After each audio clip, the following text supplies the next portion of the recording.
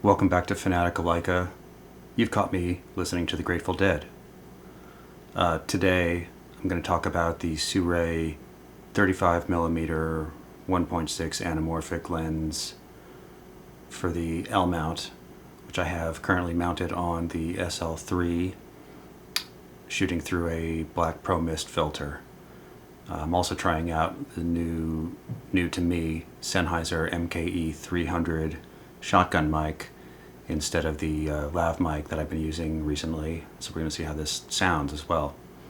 I just put this lens on for the first time about 1 hour ago and just got the camera set up and filters on, and thought I would just give a sort of semi-real-time impression of the lens and what it's like to shoot with and what I'm getting out of it. So far, I'm pretty impressed with the sharpness. It doesn't have the softness that I maybe sort of expected from it, and I'm not disappointed by that, but I'm pleasantly surprised with the in-focus image and the character so far of the bokeh and just the overall rendering of the lens. I'll take it off in a minute to show some close-ups, but the handling of it is good. It's the smaller Saturn line, which is the carbon fiber and aluminum, I believe, construction. I had actually purchased the larger, I believe it's the Venus version of this lens, which is a much larger barrel. I think there's probably some brass in there as well. You know, really suited to a larger, cinema style camera than what I have. And I was hoping to shoot this on the gimbal, and it seemed like the carbon fiber one just is both smaller and a lot lighter, and I can balance it on the DJI RS4 Mini. I'll show that as well. I have a sort of modular K&F concept filter holder on the front that has space for a rotating filter, like a polarizer, as well as slide-in glass filters. I think they're 4x4 square. So right now this is a combo black Pro Mist and polarizer. Sorry, black Pro Mist I believe is a trademark name of the Tiffin brand, but it's a mist filter of the black variety. And yeah, I like what it's doing with the highlights of the silly green light back there, and just softening things a little bit. So maybe I'll show some raw clips as well as how I'm processing the footage in DaVinci, which I've also just switched to. Everything's new this time.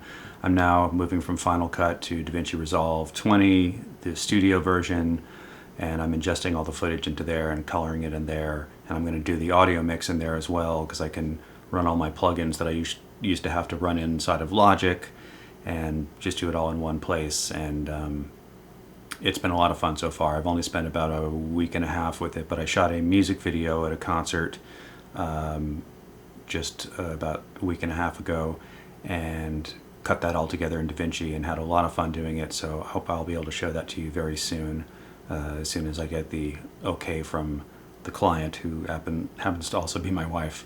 So as soon as that's out, I'll share that as well, and a bit of what was involved in the shooting and etc. So that's to come, but for now, more about the anamorphic lens. One thing to note is I do not have a follow focus setup on the SL3. I may get a very small one like the Small Rig or the Tilta Nucleus Nano or something, but I don't want to try to mount that on my gimbal. I'm trying to have the most lightweight gimbal setup. I'm not a burly guy who wants to carry a heavy gimbal with a big payload around, so I'm trying to get away with whatever I can. So there's some limitations with this lens being manual focus, and I'm going to have to try to play around with stopping down and sort of using hyperfocal scale to my advantage. That'll be part of the fun, part of the challenge of my anamorphic journey. Anyway, let's take a look at the lens up close and look at some other sample clips as well. So please pardon the noise. I'm going to do my best to clean it up, but I have the air conditioner on in here because it is a very hot day in Los Angeles. So here is the lens mounted on the SL3. I thought I'd show you how I have it set up, but we can see, this is a 35mm T2.9. I was shooting it wide open in my opening segment because I liked the softer background for that. On the front I have this K&F Concept modular filter holder which has currently got a combo polarizer and black mist filter going for just yeah, softening things up, get a little highlight bloom going on. And as mentioned, this is the Sennheiser MKE 300 shotgun mic, which so far I really like the sound of, and I don't have to have it right in my face, and it still gets plenty of off-axis noise rejection, and runs on a single AA battery. But back to the lens, you can see it's sort of carbon fiber in the front section, and then it switches to metal here around the focus and aperture rings, which are geared for, you know, for a remote follow focus system. We'll see if I cave in and have to get something like that in the future, or if I can get by doing manual and sort of hyperfocal focusing at higher f-stops when I have it mounted on the gimbal. But yeah, the lens, you know, I think looks really nice. It's very lightweight. I think it's something like, you know, in the 400 to 500 gram range, and it's very compact. Balances really well. Oh, of course, I've now knocked my camera position that I worked so hard for out of place, but it balances really well on the RS4 Mini, and I'll show that setup as well. There's not a whole lot to say about the packaging other than it's quite nice and solid. You get a sort of fuzzy lens pouch, which I probably won't use for the lens. I'll get something more cushioned for it. But yeah, you get a box within a box.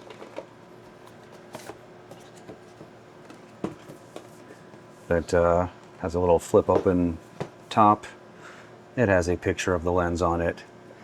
And it has one of these high density foam inserts cut to the shape of the lens. So actually, I think it, you know, it arrived intact and felt like it was well protected. I will hold on to this box in case I decide not to hold on to the lens, but so far I think it's going to be a keeper. I'm already thinking about the 75 millimeter. This is some footage I shot around the neighborhood over the last couple days, and I really like the look of this. It's a look I've been trying to get for some time, and it seemed to come effortlessly with this lens. This is really a simple 5-minute grading job in DaVinci, nothing really special going on here, but it has a presence that, I don't know, it's very exciting to me. And just trying to shoot in a variety of different, you know, lighting conditions, it became really bright and overcast later in the day. So here's what that looks like. And here's some interior footage with sort of mixed lighting. There's with skylight happening, light from the street through the windows, as well as some artificial lighting indoors. And then here's a more strongly backlit shot. Again, I'd probably grade this slightly more to bring out some of the shadow detail, but you can see what it looks like, you know, out of camera with just a few adjustments made to it.